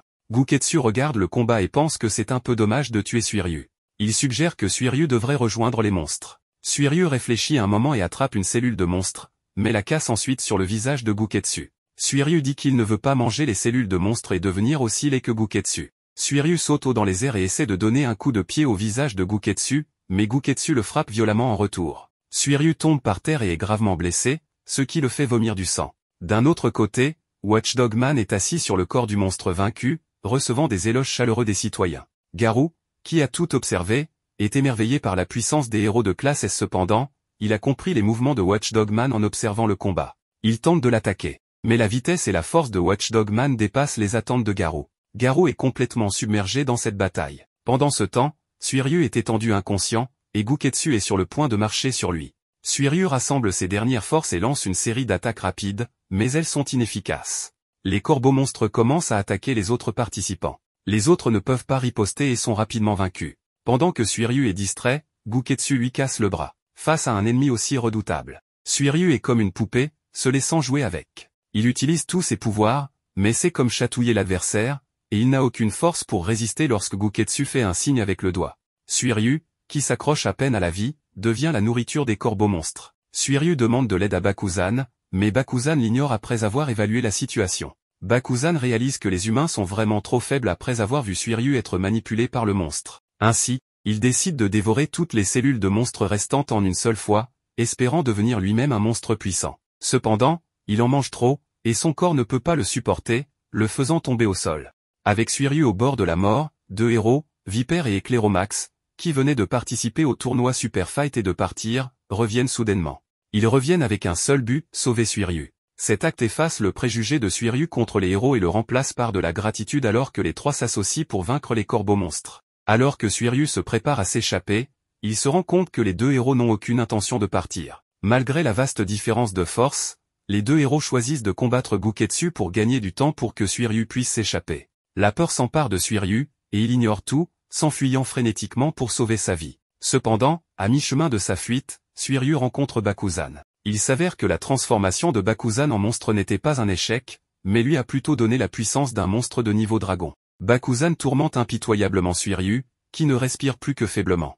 Gyoro parle à Orochi et l'informe que leur plan de conquête des humains progresse bien. Ils utilisent un petit œil volant pour contacter Guketsu et lui dire de retourner à la base des monstres car des héros de classe S pourraient arriver. Guketsu ordonne à Bakuzan de battre en retraite, mais Bakuzan, qui a acquis une puissance immense, refuse d'écouter. Guketsu enseigne une leçon à Bakuzan avec un seul coup, lui montrant qu'il y a toujours des êtres plus forts et ensuite, Guketsu part seul. Cependant, Bakuzan est un sadique complet, et devenir un monstre a libéré sa vraie nature. Les cris de douleur de Suiryu résonnent dans l'arène alors qu'il sombre dans le désespoir. Animé par la peur, il ne peut faire qu'une seule chose, chercher de l'aide auprès des héros qu'il méprisait autrefois. Dans ces derniers instants, tout ce que Suiryu espère, c'est qu'une lueur d'espoir transparaisse.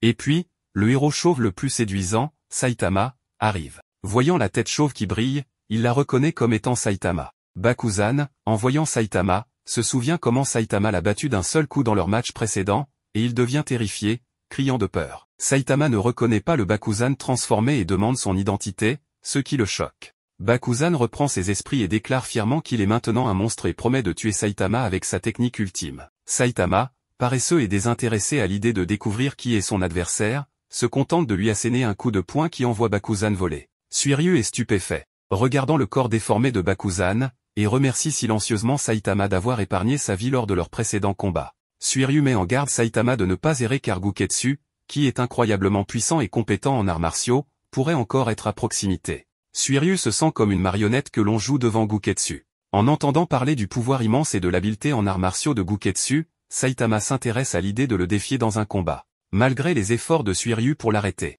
les pas de Saitama ne peuvent être interrompus. Quelques instants après, un bruit fort retentit au loin, et Suiryu suppose que Guketsu a tué Saitama. Il se sent profondément attristé par le fait qu'un héros si puissant, capable de sauver de nombreuses vies, se sacrifierait en vain.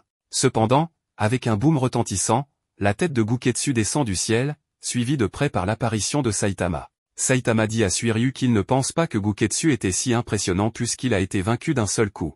En voyant cet homme incroyablement puissant, les pensées de Suiryu subissent un changement énorme. Il veut devenir un héros comme Saitama et apprendre de lui. Mais Saitama refuse de prendre un autre disciple. Alors qu'il marche dans la rue, Saitama remarque que les monstres ont disparu. Réfléchissant à ses récentes expériences de vie, Saitama ressent soudain un profond sentiment de vide. Il réalise qu'être un héros peut aussi être ennuyeux et participer à des tournois d'arts martiaux pour l'expérience est aussi assez fade. Les pensées de Saitama sont interrompues par l'apparition de King. Saitama partage sa frustration avec King, expliquant qu'il ne ressent plus la joie du progrès car il est devenu trop puissant. Il se sent vide en combattant quiconque. King n'est pas d'accord et pense que Saitama se trompe en pensant ainsi. Les plus grands héros ont besoin d'une justice inébranlable, d'une capacité de combat exceptionnelle et du courage de faire face aux difficultés. Saitama trouve les paroles de King ennuyeuses. Voyant la désinvolture de Saitama lorsqu'il dit qu'il se sent seul, il lui conseille de se faire de nouveaux amis mais Saitama dit que cela ne changera rien. Alors il lui suggère de faire un voyage mais Saitama dit qu'il ne veut pas voyager.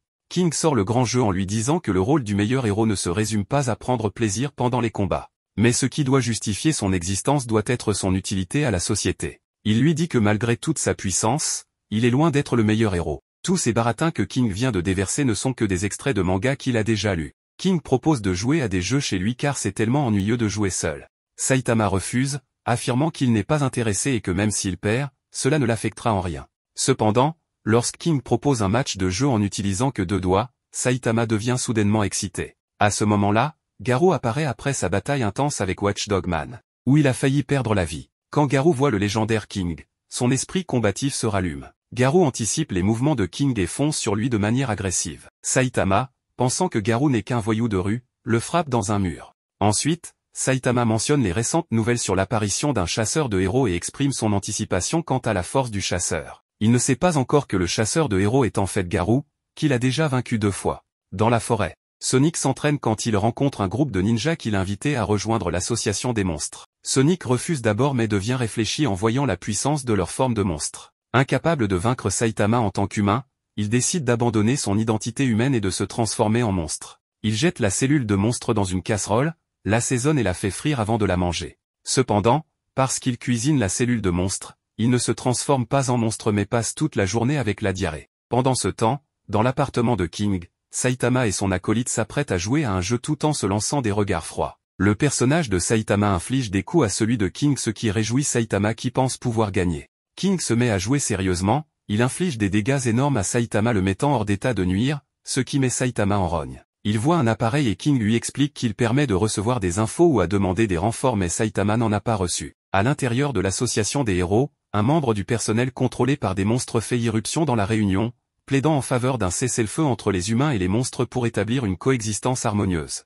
Les membres de l'association des héros sont ravis, pensant que les monstres veulent la paix. Cependant, l'intrus tire soudain sur un exécutif, montrant clairement que leur revendication de coexistence pacifique est un mensonge. Les monstres exigent de l'association des héros qu'elle rassemble ses forces les plus puissantes pour une bataille contre l'association des monstres. Après avoir mis en garde l'association des héros, le monstre possédant le corps du gars veut éliminer les membres de l'association mais le classe S, Super Black brillant, le plaque au mur, le mettant hors d'état de nuire. Le monstre qui possédait le gars tente de perforer la peau du classe S pour s'emparer de son corps mais il échoue car le corps du héros est plus dur que l'acier, et il est neutralisé facilement. Pendant ce temps, dans une grotte profonde, Gyoro parle à un groupe de monstres, leur exposant leur plan pour vaincre tous les héros de l'association des héros et prendre le contrôle de la société humaine avec Orochi comme leader. Les monstres deviennent chaotiques car ils rejoignent l'association non pas pour servir Orochi, mais pour renverser l'association des héros. Orochi, en colère contre leur désobéissance, décide de leur donner une leçon en mangeant Monstre Cafard, qui avait été précédemment vaincu par Genos.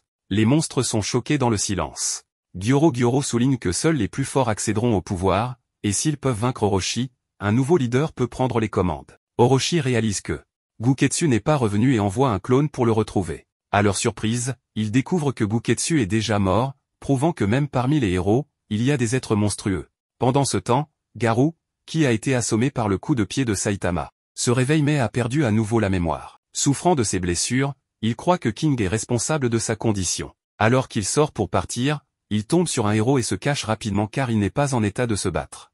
Pendant ce temps, Genos repasse voir le professeur qui le remet sur pied et lui dit qu'il a augmenté sa puissance de combat. Dans les journaux, le peuple apprend la déclaration de guerre de l'association des monstres aux héros, ce qui leur fout les boules. Les monstres pénètrent dans la zone de Saitama mais une fois encore, ils les rétament correctement. Garou est allongé dans une vieille remise, récupérant de ses blessures. Après avoir été frappé par Saitama, il se sent faible et a une forte fièvre. Il semble qu'il ne pourra pas bouger normalement pendant les 2 à 3 prochains jours. Soudain, il remarque quelqu'un entrer, et à sa grande surprise, c'est Tareo, le garçon qui lisait le guide des héros avec lui dans le parc. Le héros de classe Hades Gatling arrive avec d'autres héros de classe A. Il décide d'éliminer Garou, gravement blessé. À l'intérieur de la remise, Garou réalise qu'il est entouré de personnes. Il emprunte le guide des héros à Tareo et regarde les images des héros dehors, vérifiant leurs capacités. Garou dit à Tareo de rester au sol et se prépare à sortir et à combattre. Avant d'ouvrir la porte, il rappelle aux héros de ne pas endommager la remise derrière lui. Les héros commencent à se moquer de lui pensant qu'il s'avoue vaincu mais Garou dit que ce n'est pas le cas et les nargue disant qu'il est sorti car il est sûr de les rétamer. Death Gatling lui demande pourquoi il les chasse et demande qui sont ses complices et termine en lui disant qu'il va prendre très cher mais Garou dit que c'est plutôt eux qui vont en baver. Puis, il saute sur le toit de la remise en un seul bond. Même s'il est gravement blessé, il agit toujours très arrogant. Peu de temps après, Gun lui tire dessus avec 2 pistolets. Stinger lance des javelots sur lui, et Shooter tire une série de flèches. Les fouets à chaîne suivent, ainsi que des boules de fer et divers combos qui rendent difficile la défense de Garou. Sous cette attaque implacable soigneusement conçue à 360 degrés, le corps déjà blessé de Garou souffre encore plus. Vu son état actuel, il semble impossible de briser l'encerclement. Soudain, il voit Binocle, un des héros qui ramasse les flèches de Shooter. Pensant qu'il est une proie facile, il fonce sur lui mais Binocle l'esquive et lui dit qu'il n'a aucune chance contre lui, vu son état actuel. Avec de multiples blessures et les héros qui regardent de près, Garou semble être dans une situation désespérée. Cependant, il reste impassible et se moque même des héros, disant qu'ils ont une estime de soi exagérée. Ils n'ont même pas d'héros de classe S parmi eux, et pourtant ils osent venir le tuer. Cette déclaration affecte profondément Death Gatling. Que ce soit à l'association des héros ou parmi les gens ordinaires, les héros de classe S reçoivent toujours le traitement le plus élevé. À cause du système de classement des héros, les héros sont divisés en différentes classes, mais Death Gatling n'accepte pas cela. Il pense que le fait d'être un héros de classe S ne signifie pas nécessairement être exceptionnel. Vaincre Garou serait la meilleure preuve de leur capacité. Garou sourit, réalisant qu'ils veulent prendre tout le mérite et non pas inviter délibérément d'héros de classe S. Garou commence à se sentir étourdi à cause du poison sur les flèches. Voyant sa position désavantageuse, Garou essaie de pousser les héros à partir mais Death Gatling compte en finir avec lui d'abord. Malgré tout cela, Garou a très peu d'estime pour ses héros les considérant comme des marches d'escalier. Les héros lancent une autre attaque combinée mais il réussit à les esquiver. Il se rappelle que dans son enfance, lorsque ses amis admiraient les héros, lui son admiration était pour les monstres ce qui lui a valu le dédain de ses amis. De retour dans le présent, sentant la vulnérabilité de Garou, Chen Todd agit rapidement, enchevêtrant la jambe droite de Garou avec une chaîne. Smileman fait de même et lance une grosse boule vers Garou.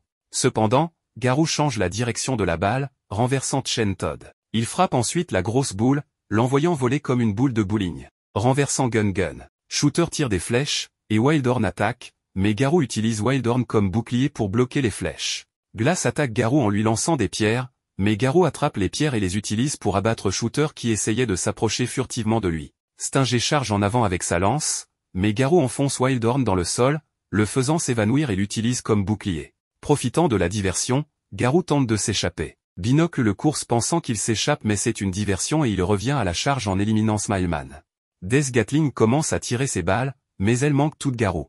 Garou finit par rattraper Binocle et lui colle au basque pour empêcher Death Gatling de lui tirer dessus. Garou confronte Binocle au corps à corps et lui inflige des dégâts énormes, ce qui fait penser à Binocle qu'il n'est qu'un incapable, ce qui lui rappelle une histoire pareille avec Fubuki. Un jour, il a été sauvé par Saitama et ce dernier lui a conseillé de ne pas s'apitoyer sur son sort et l'a encouragé à devenir plus fort. Cela redonne de la force à Binocle mais c'est inutile car Garou ne lui laisse pas le temps de contre-attaquer. Garou se tourne vers Stinger et utilise sa technique spéciale pour lui infliger une rafale de coups pour le faire saigner abondamment avant de donner le coup de grâce à Binocle. Death Gatling, le seul héros restant, décide d'utiliser son puissante attaque appelée Death Shower.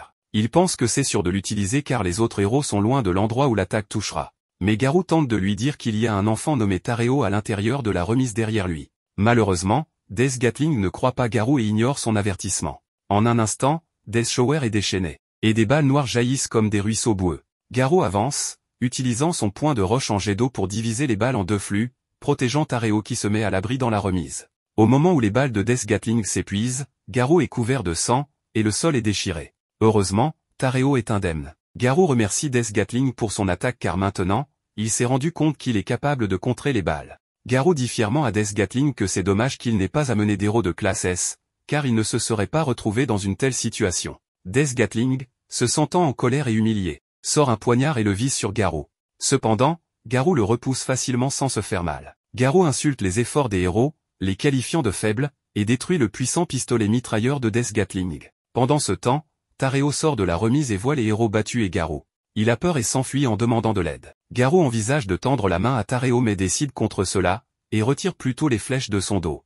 Juste au moment où Garou s'apprête à partir avec ses nombreuses blessures, Genos apparaît soudainement. Il s'avère que Binocle avait envoyé un signal de détresse avant de s'évanouir. Genos attaque Garou à plusieurs reprises avec son coup de mitraillette, mais Garou les évite de justesse à chaque fois. Puis il passe au corps à corps avec des coups de plus en plus rapides. Genos lui balance son mitraillage de coups mais Garou n'arrive pas à esquiver tous les coups. Alors que Genos attaque de nouveau, Garou le bloque avec son poing destructeur fluctuant et frappe Genos violemment, le faisant tomber au sol et se couvrir de pierres. Garou saute pour en finir avec Genos mais celui-ci lui balance une attaque de zinzin que Garou évite de justesse. Genos est surpris par la puissance de combat de Garou. Pendant que les deux sont engagés dans une bataille féroce, Saitama et King sont à la maison en train de jouer à un jeu. Après avoir joué toute la journée, King, qui n'a utilisé que 2 doigts pour jouer, a remporté la victoire contre Saitama 81 fois. Alors que Saitama est très vénère, King ne fait que enfoncer le clou. Soudain, King reçoit un message sur l'apparition des monstres. Saitama se sent frustré d'avoir perdu tant de fois dans le jeu et décide de sortir et de vaincre quelques monstres pour se consoler. King mentionne les tas de cadavres de monstres devant son immeuble et Saitama se demande pourquoi les monstres sont aussi nombreux dans leur quartier. King demande d'après Genos, c'est ainsi que Saitama se rend compte qu'il n'est pas rentré depuis hier. Saitama dit qu'il est sûr qu'il va bien mais en se rappelant de Genos lorsqu'il a failli laisser sa peau, il craint le pire alors Saitama décide d'aller le chercher.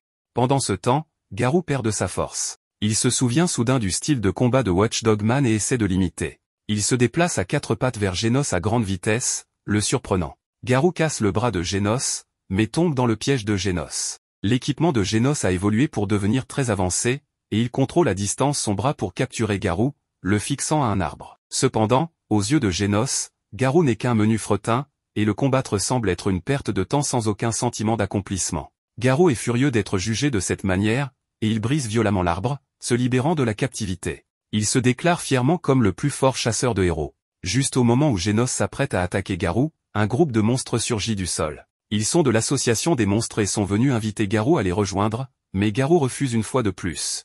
Genos bat facilement quelques petits monstres. Alors que Genos s'apprête à tirer le canon d'incinération sur Garou, Bang descend soudainement du ciel et donne un coup de pied à Garou. Bang veut s'occuper de son ancien disciple personnellement. Bomb, le frère de Bang, arrive peu de temps après pour aider Genos à s'occuper des petits monstres afin que Bang puisse se concentrer sur Garou. Autrefois maître et disciple, ils sont maintenant ennemis. Garou rassemble sa force et se prépare à affronter la bataille à venir. Alors que le combat se fait sentir, nous avons un flashback de la première fois que Garou a mis le pied dans le dojo de Bang et de la manière dont il s'est effondré. Autrefois, il était le digne disciple mais maintenant, il n'est rien d'autre qu'une menace à neutraliser et cela a l'air de plaire à Garou. Avec les puissantes attaques du point destructeur fluctuant, la bataille entre Bang et Garou commence officiellement. Bien que leurs techniques soient similaires, le maître est toujours plus fort que le disciple. Garou ne peut que subir passivement les attaques implacables de Bang, qui frappe comme une marée. En regardant l'assaut féroce de Bang, Garou réalise que sa vie est en danger s'il continue ainsi. Avec sa force restante, il lance de la saleté en l'air et saute du sol, utilisant ses mains et ses pieds pour se déplacer rapidement, tentant de saisir Death Gatling comme bouclier. Cependant, Bang se téléporte instantanément, ne laissant aucune chance à Garou. L'association des monstres est très intéressée par Garou, et un monstre nommé Phoenix Man, suivant les ordres d'Orochi, essaie de le ramener. Mais la présence de Bang, Bomb et Genos complique la situation. Phoenix Man ne peut que flotter au-dessus d'eux, cherchant une opportunité pour emmener Garou. Bang et son frère Bomb s'associent pour attaquer Garou avec leur technique puissante, le point destructeur fluctuant et le point pourfendeur tourbillonnant. Leur assaut combiné laisse Garou luttant au bord de la mort. Et des souvenirs de son enfance lui traversent l'esprit. À l'époque, Garou et ses camarades de classe jouaient à un jeu où ils prétendaient être des héros et des monstres. Le petit Garou au cœur gentil a vu l'un de ses camarades de classe, qui jouait le rôle du monstre, être intimidé par un camarade de classe nommé Tatsu, qui jouait le héros. Garou était vraiment inquiet et pensait que le camarade de classe jouant le monstre était traité injustement. Lorsqu'il a exprimé son opinion, Garou est devenu un paria aux yeux de ses camarades de classe. Et Tatsu a décidé que Garou devrait jouer le rôle du monstre à partir de ce moment-là. Parce qu'il était constamment intimidé par Tatsu, Garou a fini par se battre avec lui. Cependant, au lieu de comprendre la situation, le directeur a blâmé Garou pour les problèmes. Garou a vécu de première main l'injustice du monde. Tatsu, étant populaire, pouvait jouer le rôle de super-héros tandis que Garou, étant calme et réservé, était forcé de jouer le rôle de monstre. La distinction entre le bien et le mal, les héros et les monstres, était simplement une question des forces opprimant les faibles. Juste parce qu'on est faible, est-ce qu'on doit être à la merci des autres? Ce traitement injuste alimente la colère de Garou. Il se rebelle contre les héros et repousse Bang et Bomb, provoquant une fissure dans le sol. Juste quand tout le monde est surpris, Phoenix Man saisit l'occasion et utilise ses ailes pour souffler les héros, emmenant Garou avec lui. Genos essaie de les attaquer avec son puissant canon, mais Phoenix Man invoque rapidement Elder Centipede pour bloquer le tir. Elder Centipede émerge du sol, secouant et fissurant la terre. Genos, Bang et Bomb sauvent les héros inconscients et réalisent qu'une bataille féroce est sur le point de commencer. Genos attaque les yeux du monstre avec des canons laser, tandis que Bang et Bomb déchaînent leur mouvement ultime, en combinant leurs deux attaques, brisant la coquille extérieure du monstre d'une frappe impressionnante. Incapable de résister à une telle attaque puissante, le corps du monstre se brise et se désintègre sur place. Cependant, dans le moment suivant, Elder Centipede mue et se régénère, devenant encore plus fort. Les gens commencent à s'inquiéter car si Elder Centipede entre dans la ville, les dégâts et les pertes seront imprévisibles. Voyant ce monstre invincible, Genos s'avance. Bang et Bomb essaient de le convaincre de ne pas combattre, sachant qu'ils n'ont aucune chance et que c'est inutile de se sacrifier. Mais Genos, en tant que héros, ne peut pas ignorer la situation. Genos saute dans les airs et attaque rapidement les yeux du monstre avec ses lames de bras. Le mille-pattes ressent une grande douleur et tente de mordre la jambe de Genos avec sa bouche, mais Genos parvient à se libérer. Malheureusement, le monstre l'attrape avec une antenne et utilise ses pinces pour couper son corps en deux. Cependant, le corps de Genos se rejoint miraculeusement, et il entre courageusement dans la bouche du mille-pattes, brisant l'une de ses dents. À l'intérieur, Genos fait face à des fluides acides dangereux qui pourraient lui causer des dommages graves, mais il rassemble sa force et active une puissante arme appelée le canon incinérateur tourbillonnant. Cependant, l'attaque à pleine puissance de Genos ne fait aucun mal au monstre. La défense invincible et anormale d'Elder Centipede fait réaliser aux héros qu'ils ne peuvent rien faire et ne peuvent que s'échapper. Bang sauve Genos alors que Elder Centipede veut l'éliminer puis il s'échappe avec son frère Bomb. Phoenix Man conduit en ce moment Garou vers leur base. Garou révèle qu'il n'aime pas tuer les héros mais il veut seulement les vaincre et devenir un symbole de la peur, ce qui fait rire le monstre. Elder Centipede poursuit Bang et son frère sans relâche, et il voit qu'il est sur le point d'entrer dans la ville, mettant les citoyens en danger. King demande à l'association des héros quelle est la faiblesse d'Elder Centipede. Et il mentionne qu'Elder Centipede a une énorme rancune contre Blast, le héros de classe S classé au sommet. Puis, alors qu'Elder Centipede est sur le point d'entrer dans la ville, une voix forte se fait entendre de l'autre côté. King crie qu'il a amené Blast et met en garde Elder Centipede de soit venir mourir, soit partir immédiatement. En entendant le nom de Blast, Elder Centipede charge vers King comme une cascade en furie, mais même si King tremble de peur, il tient bon car derrière lui se tient l'homme le plus fort de l'univers. D'un seul coup de poing de Saitama, Elder Centipede se désintègre instantanément, et toute la frustration que Saitama avait perdue lors des 81 parties du jeu disparaît. Genos s'agenouille et demande à son professeur ce qui lui manque, à quoi Saitama répond avec désinvolture, la puissance.